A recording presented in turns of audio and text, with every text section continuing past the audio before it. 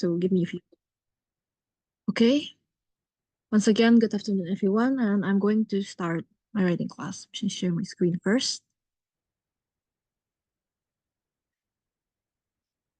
Okay. So I hope all of you can see my screen now and hear my voice clearly. And I'm going to start this. Give me a second. Okay. So last week we were discussing about an essay. This is the essay that I actually wrote last year for my college application. So I wanted to show all of you the writing, my essay, not only for the grammars, but also for the vocabulary that I actually have in here. I'm going to show the meanings as well. And well, this essay was one of the essays that was used for my college application. And essays are actually used not only for college application, but also for most of English proficiency tests like TOEFL and IELTS. Okay, so enough of the background. I think I've discussed the first paragraph 2 weeks ago from my last class, but I'm going to repeat it again just as a review since it's only one page, and I hope that I can finish all of this essay today so that I can move on to the other essays for the next meeting.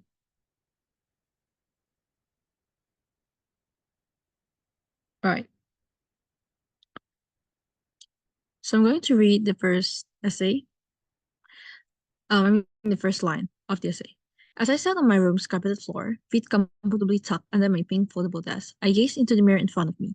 So in this grammar that I used, I'm using a past tense, and this past tense right here are all this is called a parallel sentence, meaning that they have the same grammar structure. Right here we have sat, which is the past tense of the word sit, and then this is the first um sentence, and then I'm using a comma just to emphasize that we are talking about the same thing. It's the next, like the follow-up of next. This sentence right here is the second. Feet comfortably tuck. Tuck right here is the verb, which is past tense of the word tuck, meaning that some things that we put under in like feet under the desk. So it's tuck. Then I gaze into the mirror in front of me. So gaze right here is the past tense of gaze. And this is a parallel sentence because all of them are, how do we say it? It's kind of balanced, meaning that if one of the first sentence is past tense, like this one, then the rest of the other sentences should be in past tense as well. Then it will be parallel. So this is what a parallel sentence look like. And then with a hairbrush in hand. So with a hairbrush in hand, it's a dependent clause because the word with right here is instantly this sentence instantly became a dependent one, meaning that it cannot stand on its own. Right. So after a dependent clause, we usually have to put a comma after that. So, comma, I instinctively stroke the waves of my nicely curled hair. So the next sentence right here, still we are using the past tense because in the first sentence we are using past tense. So the next one would obviously be past tense as well, because we're talking about the past. Some like a past event should be past tense. And once again, if it's a dependent clause at the very front, then you should add a comma to the like sort of separate the dependent and the dependent clause with a comma. Unless there's actually another rule I'm going to tell you later, probably in this essay, there will be another one like that. Okay. So that's the usage of comma. Learn that. Each curl that I touch intrigues me, for it shows the anomaly of my hair. So this right here, I use touch, which is a present kind of verb and not a past tense, which should be touch with ed, right? Okay. So why am I using a present one and not past tense like in the previous two previous sentences? Well, this is simply because that touch intrigues me. I'm talking about a fact that I actually feel every time that I touch my hair. So it is stating a fact, and a fact it should be used. We should use a present tense and not past. If talking about the fact. So that's another grammar rule right there. So that's why I'm not using any past tense right here because I'm talking about the fact. So okay. Anyway, if any of you have any questions, just feel free to ask. You can type it in the chat box or anything. Or if I'm talking too fast, just please let me know. Okay. And the next one I hear, while curly hair might be ubiquitous, mine is unique. And here's another dependent and independent clause again right here we have. So while right here makes the whole sentence dependent. And when a sentence is dependent, we should add a independent clause. Mine is unique. This one is a independent clause. It can stand on its own. It has a subject mostly, and here's a predicate unique right there. Just to show that yeah, usually that's how we identify a independent or dependent clause there. So ubiquitous means that it is very common that you can find it nearly everywhere. So that's what ubiquitous means. So that's for the the first paragraph of this essay right there. And I think all of you probably know anomaly. Anomaly means that something that is strange, or we can say bizarre, that is different from the what we normally know for. So that's what anomaly means.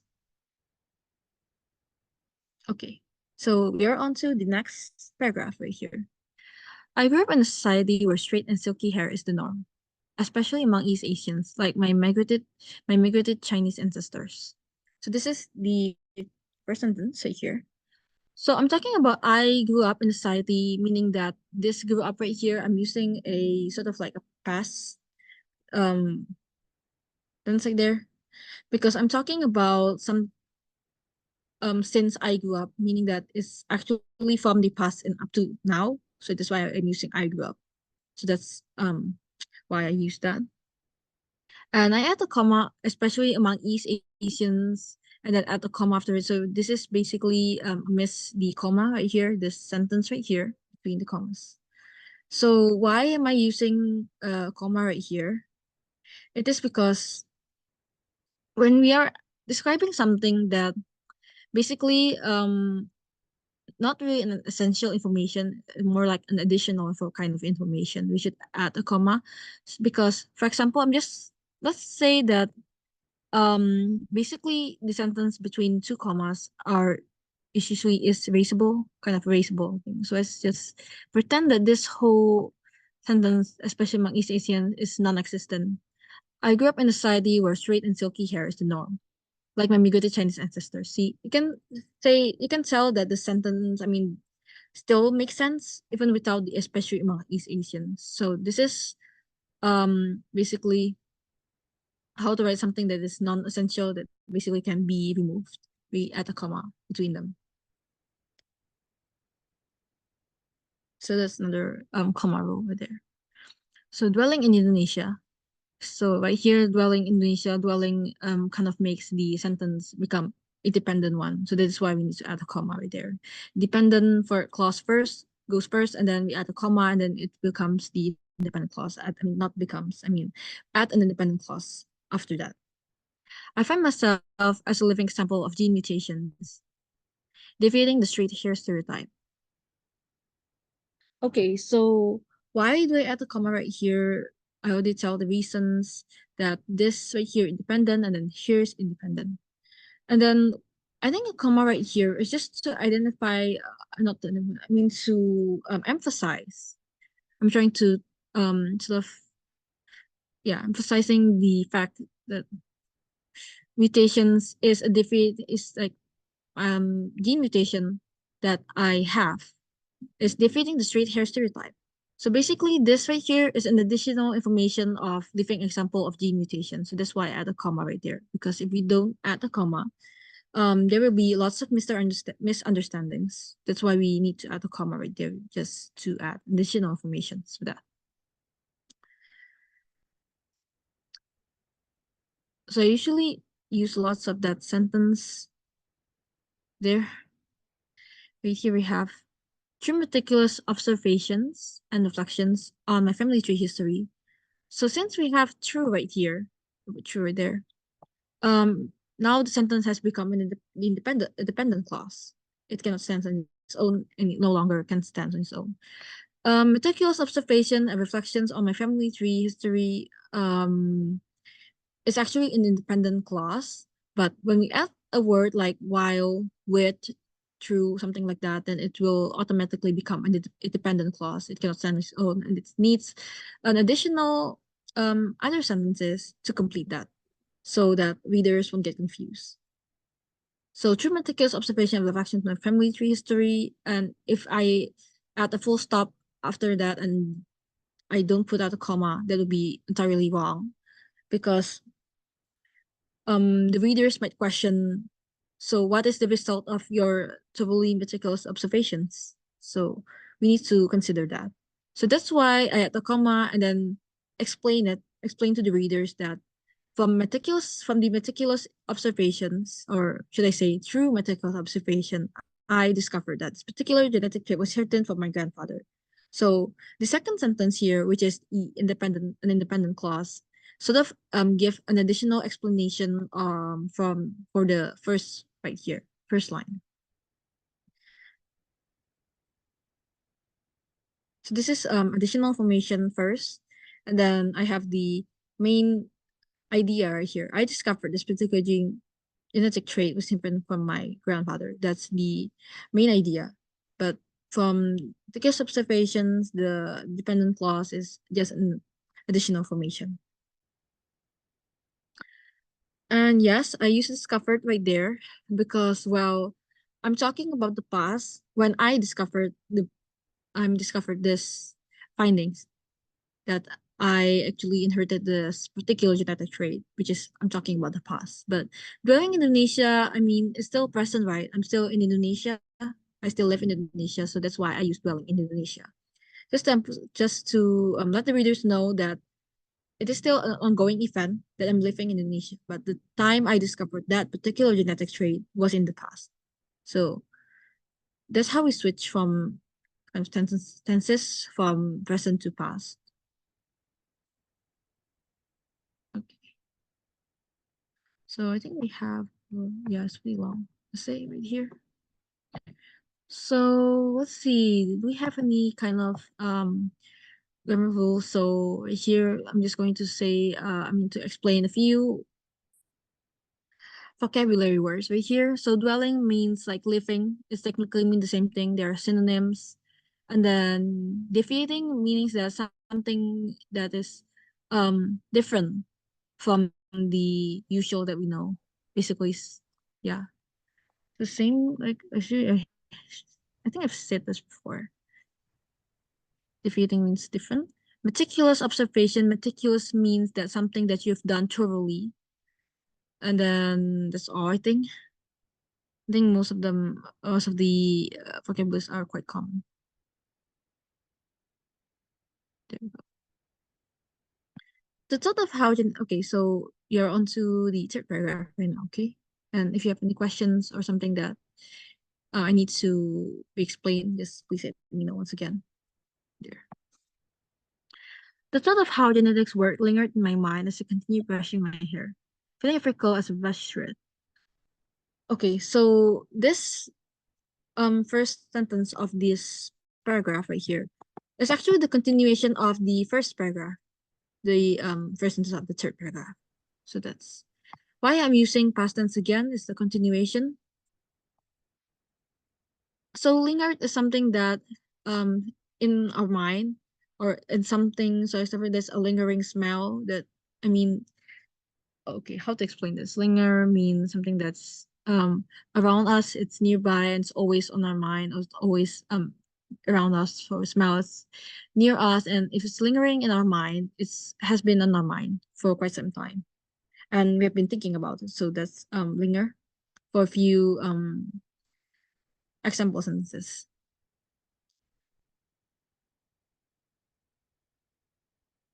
So right here, thought of how genesis work lingered my mind, continue brushing my hair. So this is a independent clause. It's already a full sentence on its own. But why did I add a comma, feeling every as brush through it? Okay, so this is once again an additional information for explaining why it has been lingering in my mind because I always feel every curl of my hair every time I brush through it. So that's sort of an additional kind of information or how should I explain the verse right here. So that's why we add a comma, usually for additional information. Right. A thought came across my mind as I remember our biology lesson the other day. It was about Mendel's law. Okay, so a thought came across my mind, and it was about Mendel's law. That is the main idea of the whole sentence. And as I remembered our biology lesson the other day, it's actually an additional information, and I can just remove that whole sentence right away. So let's just say I'm going to remove that. A thought came across my mind. It was about Mendel's law. It would still make sense, right? Yeah, it will still be a complete sentence. And I don't have to add, as I remember about you lesson the other day, it's just an additional information just to add spices for the S in the essay, just to make it more interesting. And yes, I'm using past tense again because I'm talking about the past event and the time I remembered that lesson and the day when I remember Mendel's law. So that's why I'm using past tense. So Gregor Mendel, a biologist and materialist in the 19th century, studies the mechanism of inheritance by doing his first experiment on a pea plant.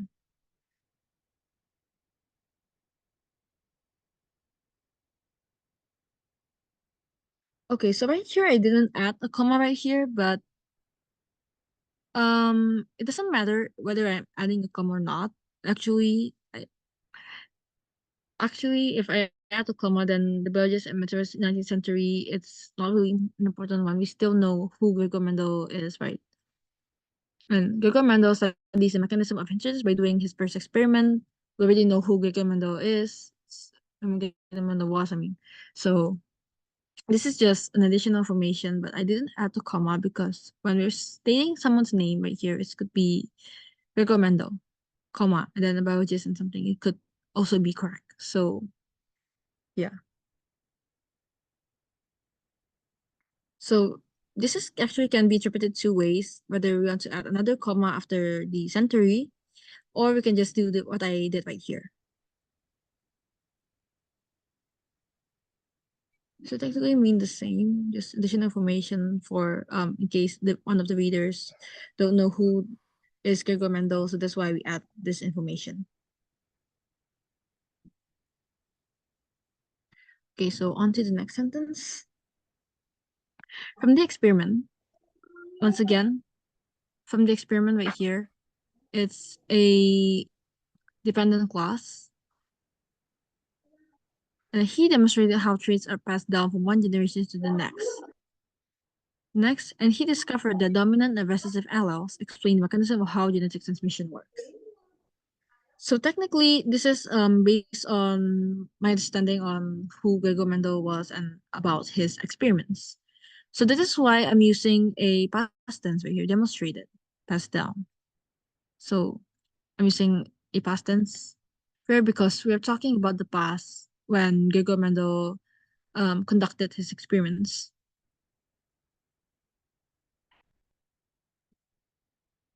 Okay. Yeah, and yeah, this is the only pen and then comma and this whole sentence, this whole long sentence, we don't need to put any comma and then well, it's a whole complete sentence. It's an independent clause. As I delve deeper into the law, okay, so when we are talking about something, for example, this is called the Mendel's law, correct? We don't need to put Mendel's law on every sentences. That will be superfluous meaning. I mean, superfluous meanings that it's something that is overdone.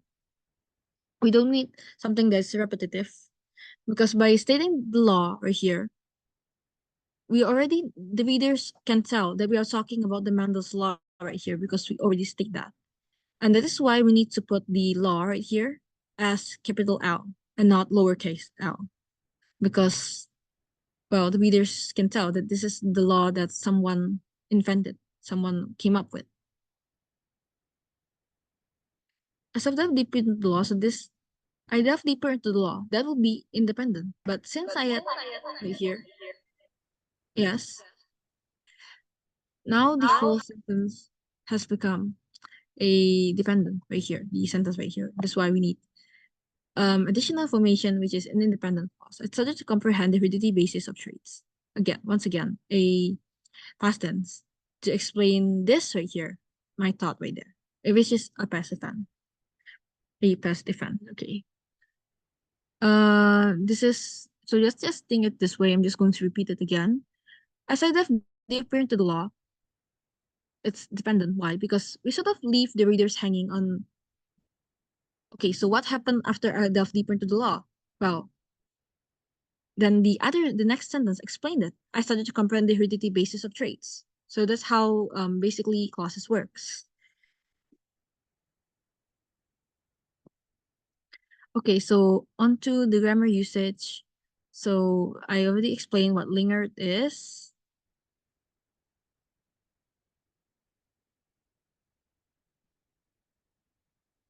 Okay, so let's see. So you probably know dominant and recessive. Dominant, that's something that's, well, dominated the other one, which overpowers the one that is that's weaker. And recessive is the antonym of dominant. So LLs, I think that most of you who joined the genetics class will mostly know what LLs means. Sort of like a genetics code that, well, we can say that LLs are the ones, well, who, I mean, what do I say this? Oh my gosh, to explain this. LLs, are the ones that codes our genetics on whether it is a physical kind of traits or something like that, and can be dominant or recessive. So that's all for else. I think we will learn this in biology class. So this is basically a science related vocabulary. Okay, so delve deeper, basically on it to learn something. Delve deeper. Usually something can be as research or something like that. Right. Comprehend meanings to understand. Well, it's basically a common word. Okay, so we're on to this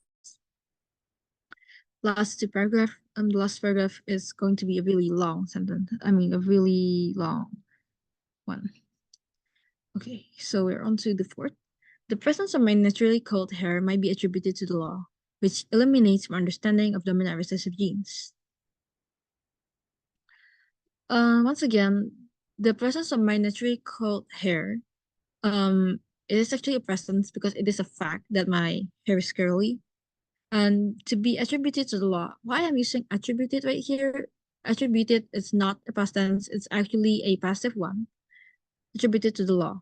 Once again, the law, I didn't put any kind of Mendel's law right there, just the law, because the readers already know that I'm talking about Mendel's law. We don't need to repeat Mendel's law, Mendel's law, Mendel's law.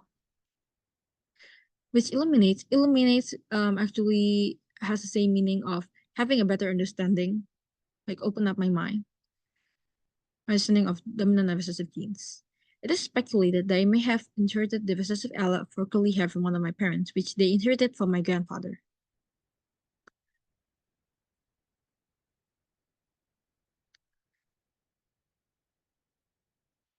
So once again, speculated I might have inherited. So inherited right here is a passive again, because I am the object of the inheritance of the recessive allele. So recessive allele here is basically like the subject, or curly hair from one of my parents, which they inherited from my grandfather.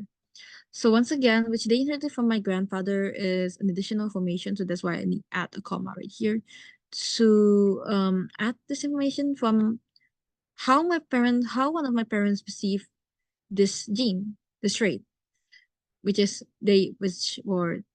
they inherited this from my grandfather. So this basically an additional information. Okay, last sentence. This recessive allele, the curly hair gene, remain dominant for generations until somehow resurface in me.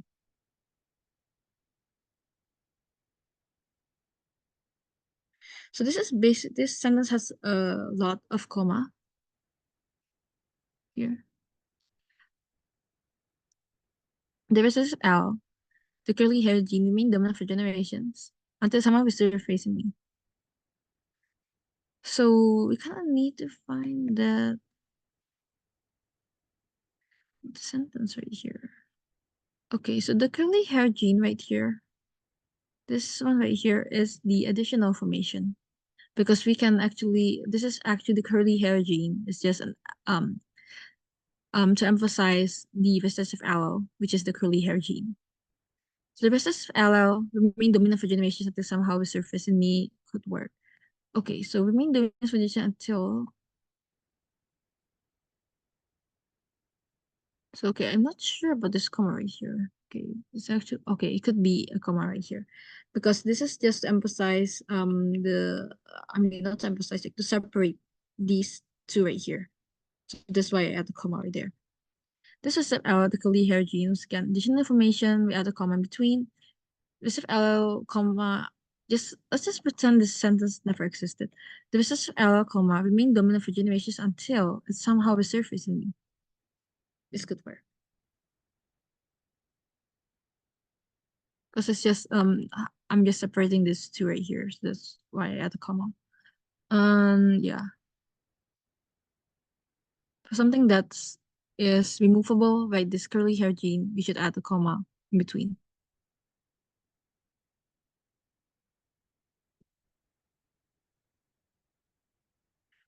Okay, so let's see if I can find any other vocabulary.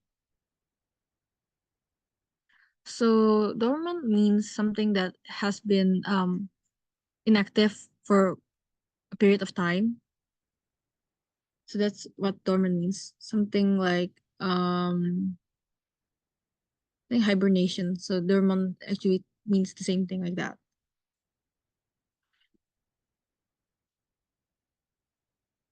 So speculated, actually this is an Indonesian word for that. Speculated basically means something that it is predicted or hypothesized be something like that. They have two meanings there.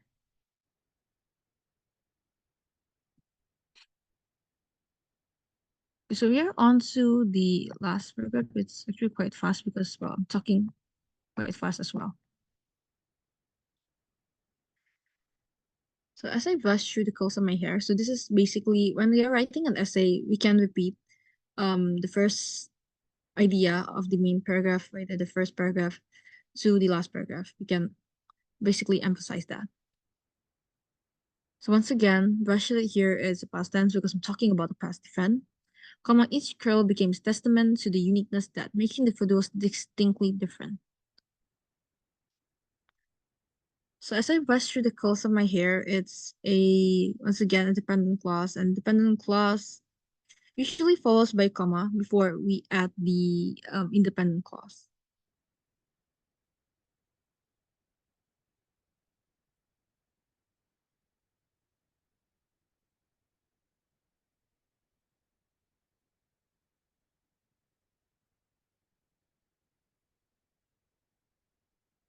Okay, sorry about that. So a kid's call became a testament to the uniqueness of makes individuals distinctly different. So testament here means something that is an evidence of a specified fact. Okay, I'm not sure if you can understand that. So you can understand my explanation. I talk really fast. I'm sorry about that. Okay, testament to the uniqueness of that makes individuals distinctly different. So I mean, just let's say this is an evidence. My curly hair has become an evidence. We can use testament as evidence, just for short, to the uniqueness that makes individuals distinctly different. Okay, just to make it that way. Right. Next sentence. This anomaly symbolizes the beauty of diversities, comma, illustrating the unpredictable genetics that shape a person as a unique individual. So once again, this sentence is an additional information kind of sentence. You should add a comma right there, right? This anomaly symbolizes the beauty of diversities. So this is actually a full sentence already. Right there is an independent clause. And then we add a comma right here, accentuating the predictable genetics that shape a person as a unique individual. Right here. So this is additional information from this first sentence right here. What is the beauty of diversities? What symbolize what how does this anomaly symbolize the beauty of diversities? Because it's depending at the predictable genetics. So basically kind of answers the first sentence. Yeah, I actually use accentuating quite a lot when I talk. And the accentuating means something that we emphasize, something that is basically we underline, something that's important. That's why we have to Indonesia menekankan means like that, accentuating. Devialization, next sentence right here, comma, the spark from a simple deviation from the straight-haired norm has fueled my inquisitiveness to delve deeper into the mysteries of science. So there are a lot of things that we can learn from this. The realization, the spark. So just I had to come right here just to kind of separate this. We accentuate this the realization. That's why we add the comma. So comma can you actually use for accentuation thing our main point as well. The spark from a simple deviation. So deviation, something that's different. I would say that before. Spark is something that's something that I think we've realized or we've known, something that's like that. From the straight-haired norm. So straight-haired right here, I use a hyphen right here. We can actually use a hyphen for kind of these kind of things, straight hair. Like after this point, we use hyphen usually for those kind of words.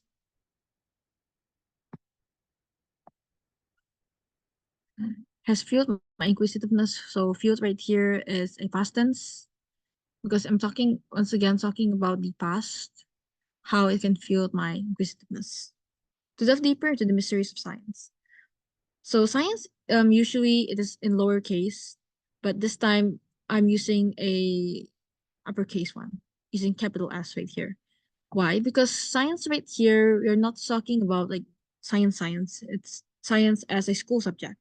And we usually, I think, for those kind of things, mysteries of science like that, we should add the capital S right there.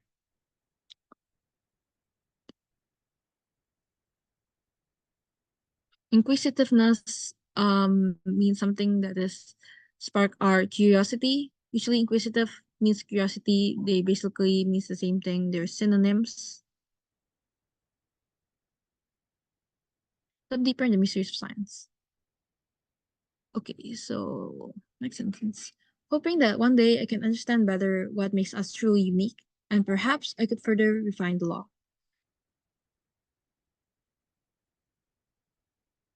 So hoping that one day I can understand better that makes us truly unique. It's a dependent clause because it's kind of like leave the readers hanging. So so why do I have to hope that I can understand this law better? So we need to know, right? So what makes us truly unique? So the next sentence I could further refine the law explains the reason. Explains why do I have to have a better understanding on that. And this and perhaps right here once again, this is a additional information. I could just remove that and the sentence will become something like this. Hoping that one day I can understand better what makes us truly unique, I could further refine the law. So actually this sentence right here, we can just add something other conjunctions besides of and perhaps.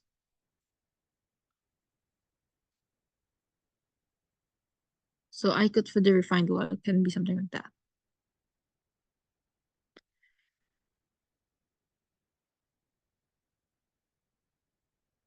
So refine is to sort of like improve. Is something like that. That's the meaning. Okay, hold on. Give me a second for what.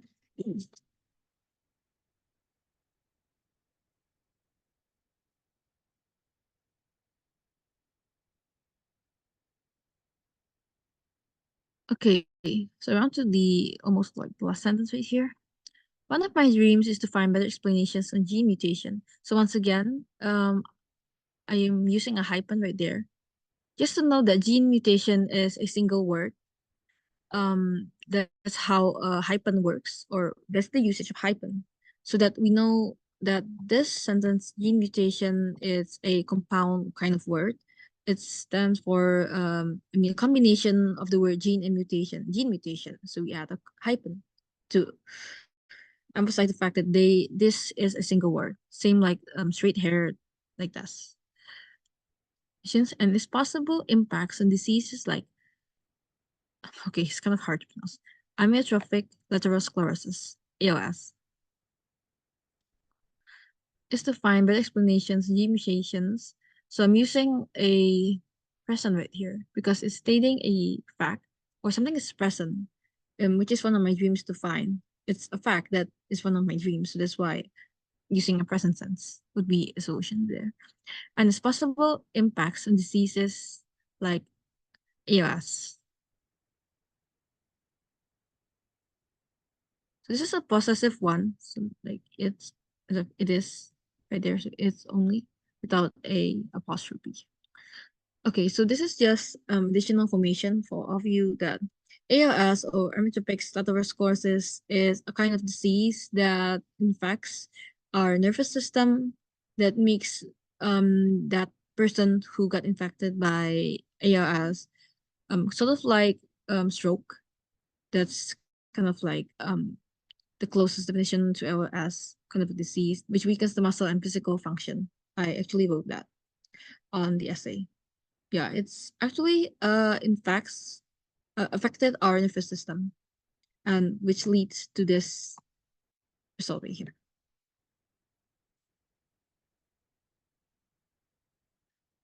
Like once again, one of my dreams today as it's a complete sentence independent clause it can sense its own, but I add a comma and which weakens muscles and physical functions just to emphasize what is ALS. In case readers would probably ask, what is ALS? And what's the definition of that and what is a fact? And why it is important to understand gene mutations and why. Because ALS is something that is a kind of disease that is unknown. I mean, the causes are unknown. It basically almost has no cure. I think it has no cure for now. Yeah. So impacts basically means a fact. Impacts. Okay, I think we are on to the last sentence. This new research effort may help finding medicines to cure the diseases that up to this point is known to be non-existent. So this new research effort, so I'm talking about something that is present right here. So I'm using all of the sentence right here is all present tense. May help finding medicines to cure the diseases that up to this point is known to be non-existent. Up to this point, meaning that is currently known to be non-existent, non-existent, just well, non-exist. It's basically the meaning right there. So basically, this whole sentence is something like a plot right here. We can use this kind of sentence like I'm using right here to write an essay. So first of all, to make an essay interesting, so I'm just going to talk for a while and then we can answer the class a little early. So when writing an essay, we need to uh, analyze these few points. So when we write an essay, we need to make sure that we need to give the essay or our story an interesting title that is short and easy to remember, for example, and the whole idea of this passage right here. So we know that this whole passage right here, we're talking about curly hair, right? You can say curly hair or curly hair anomaly, something like that. Just to emphasize the main point of the whole essay. So make sure to make the title as interesting and as short as possible. And just to make this essay interesting, we shouldn't put all knowledge or our story. We can actually combine our own personal stories and events with something that we learn. For example, I'm actually combining my own personal experience in the past, like my past events, with Mendel's law, just to make it interesting, make just and also to make this whole essay um enjoyable to read, and then there's also some kind of knowledge in the essay, so the readers can learn something new about the Mendel's law and about ALS, even though it's just the definition of it. And oh yeah, I forgot to tell that about when we are writing an essay. Um, okay, so it's actually on what we are trying to write, but for personal essays for college application, we usually put something interesting at the very for the first sentence. We're talking about ourselves or past events, so that the readers, well, will be interested in reading that. And then we are talking about our main point right here. What you're talking about.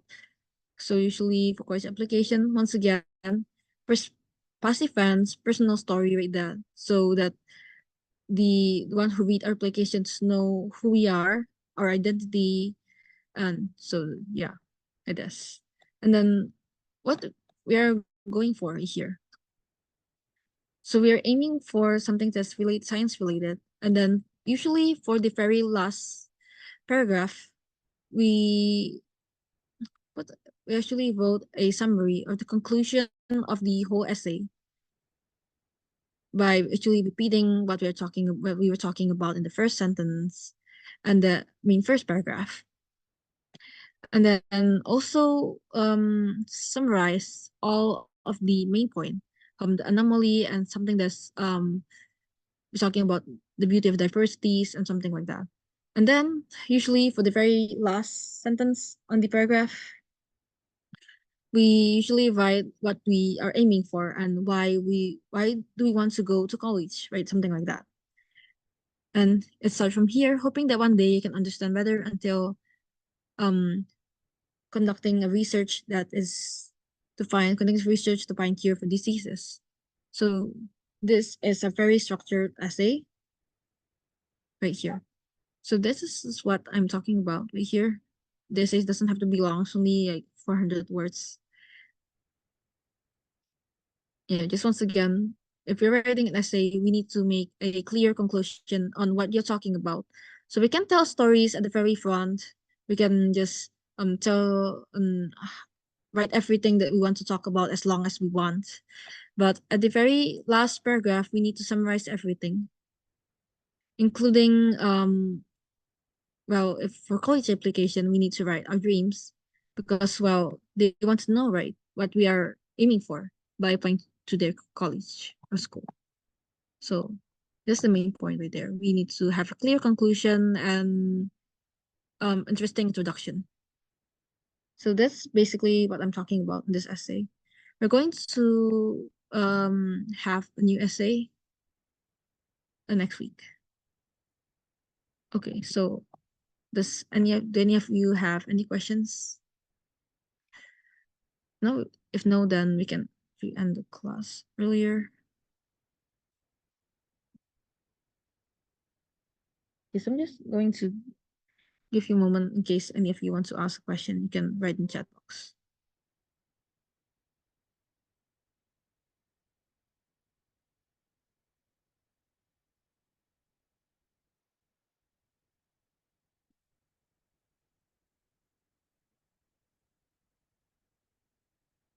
Okay, so if any of you don't have any questions, I'm going to stop sharing my screen for a while. Okay, share my screen first. Okay. So since none of you have any questions, and I think of you will have a class, I think, at 7 p.m. Okay, all of you have a class 7 p.m. So now we have okay, so it's 6:46 right now. So I'm going to give you some time to prepare for your next class.